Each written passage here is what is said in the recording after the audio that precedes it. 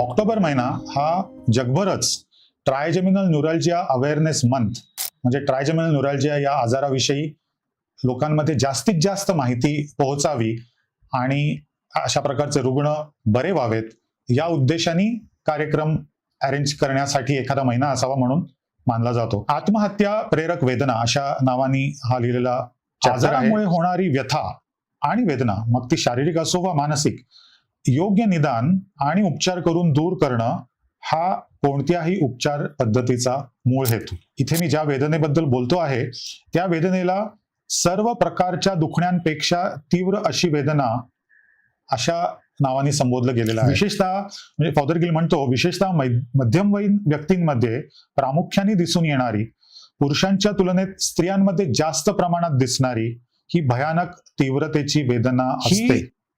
वेदना चेहऱ्याच्या एका बाजूला उजव्या किंवा डाव्या गालावर, हिरडीपासून हनवटीवर, डोळा किंवा कपाळावर अगदी अचानक सुरू होते. पाव ते अर्धा मिनिट ती राहते आणि नाहीशी होते. दिवसातून ती वारंवार पण अनिश्चित अंतराने येतच राहते. या वेदनेमुळे रुग्णांना बोलणं, अन्न चावणं, चेहऱ्याला किंवा हिरडीला स्पर्श होणं अशा गोष्टी या नकोशा वाटायला लागतात.